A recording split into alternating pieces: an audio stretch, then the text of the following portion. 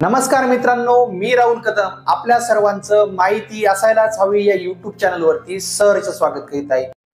मित्रांनो, प्रधानमंत्री आवास घरकुल योजनेमध्ये खूप मोठी अपडेट येत आहे। ती म्हणजे आता पात्र लाभार्थ्यांना त्यांच्या खात्यावरती थेट 1,65,000 इतकी कॅशमध्ये किंवा रोख स्वरूपात त्यांच्या खात्यावरती जमा केले जाणार आहेत। यापूर्वी जे काही प्रधानमंत्री घरकुल आवास योजनेचे लाभार्थी होते त्यांना विविध टप्प्यांवरती म्हणजे घराचं बांधकाम सुरू केल्यानंतर, पाया घेतल्यानंतर, त्यानंतर पुढे बांधकाम झाल्यानंतर अशा विविध टप्प्यांमध्ये हे पैसे मिळत होते।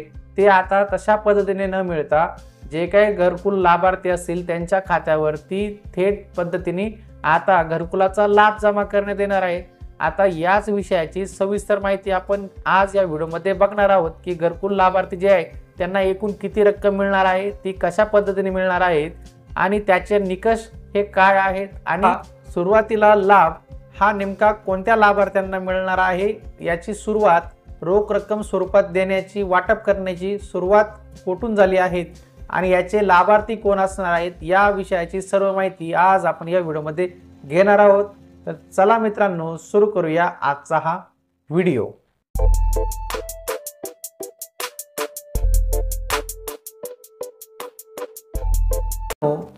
प्रधानमंत्री ग्रामीण आवास योजना यांना प्रधानमंत्री ग्रामीण आवास योजना घराऐवजी आता 1,65,000 रुपये इतकी रक्कम पात्र लाभार्थ्यांच्या खात्यावरती दिली जाणार आहे। तर हेच आता सविस्तरपणे समजून घेऊया। राज्यातील पेढी बॅरेज माध्यम प्रकल्प, उपसा सिंचन योजना या प्रकल्पांतर्गत बाधित होणाऱ्या मौजे रोहनखेड व मौजे पर्वतपूर जिल्हा अमरावती व कथोरी लघु पाटबंधारे तालुका महाड जिल्हा रायगड या प्रकल्पांतर्गत बाधित होणाऱ्या शिरगाव येथील प्रकल्प बाधित कुटुंबांना विशेष बाब म्हणून आर्थिक पॅकेज देण्यास आज झालेल्या मंत्रिमंडळ बैठकीत मान्यता देण्यात आलेली आहे। तर राज्यात 1 जानेवारी 2014 पूर्वीच्या पुनर्वसन अधिनियम 1999 लागू असलेल्या पाटबंधारे प्रकल्पांतर्गत बाधित गावठाणातील प्रकल्प बाधित कुटुंबांना घराच्या बांधकाम खर्चाऐवजी सर्व नागरिक सुविधा विकसित करण्यासाठी लागणारा खर्च व स्थलांतरित करताना देय असलेले भत्ते या पोटी खालील प्रमाणे आर्थिक पॅकेज हे अनुज्ञेय करण्यास मान्यता देण्यात आलेली आहे।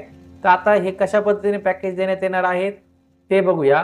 प्रधानमंत्री ग्रामीण आवास योजनेतील निकषाप्रमाणे बांधलेल्या घराऐवजी 1,65,000 एवढा निर्वाह भत्ता आता पात्र लाभार्थ्यांना देण्यात येणार आहे। हे नेमकं कोणाला देण्यात येणार आहे ते बघूया। जे काही प्रकल्प बाधित आहेत त्यांच्या कुटुंबाला दरमहा 1 वर्षासाठी अनुसूचित जाती अनुसूचित जमातीच्या कुटुंबांना अतिरिक्त 3,000 रुपये व 50,000 रुपये अशी रक्कम त्यांना वितरित करण्यात येणार आहे। त्यासोबतच वाहतूक भत्ता म्हणून प्रत्येक बाधित स्थलांतरित कुटुंबाला 50,000 रुपये इतकी रक्कम देण्यात येणार आहे। त्यासोबतच पशुधन असणाऱ्या किंवा छोट्या दुकानदाराला द्यावायची जी काही आर्थिक मदत आहे ती गोठा किंवा छोटे दुकान असणाऱ्या कुटुंबाला एक वेळीच आर्थिक मदत म्हणून 25,000 रुपये देण्यात येणार आहेत। त्यासोबतच कारागीर, छोटे व्यापारी यांना एक वेळचे अनुदान म्हणून 50,000 रुपये एवढी रक्कम देण्यात येणार आहे। त्यासोबतच पुनर्स्थापना भत्ता म्हणून घर बदलल्यानंतर एक वेळचे पुनर्स्थापना भत्ता हा 50,000 रुपये इतका देण्यात येणार आहे।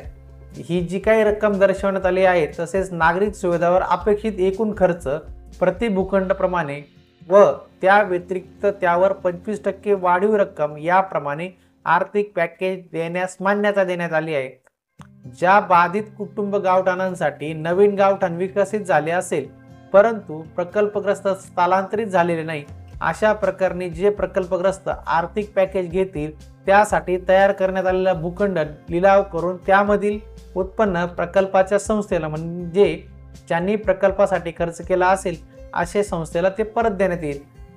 पेढी बॅरेज माध्यम प्रकल्प व उपसा सिंचन योजना या प्रकल्पांतर्गत बाधित होणाऱ्या मौजे रोहनगड, मौजे पर्वतपूर तालुका जिल्हा अमरावती या गावातील तसेच कोथोरी पाटबंधारे योजना तालुका महाड जिल्हा रायगड यातील जे काही प्रकल्प बाधित आहे शिरगाव येथील प्रकल्प बाधित आहे कुटुंबांना विशेष बाब म्हणून आर्थिक पॅकेज म्हणून मंजुरी देण्यात आलेली आहे।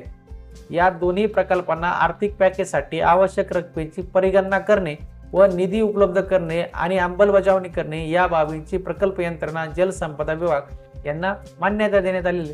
म्हणजेच मित्रांनो, सुरुवातीची ही योजना त्याला ट्रायल म्हणण्यात येईल किंवा ज्याला सुरुवातीची अंमलबजावणी करण्यासाठी जे आहे ते प्रधानमंत्री ग्रामीण आवास योजनेतील निकषाप्रमाणे बांधलेल्या घराऐवजी आता जे काही लाभार्थी आहेत त्यांना 1,65,000 रुपये रोख स्वरूपात त्यांच्या खात्यावरती देण्यात येणार आहे.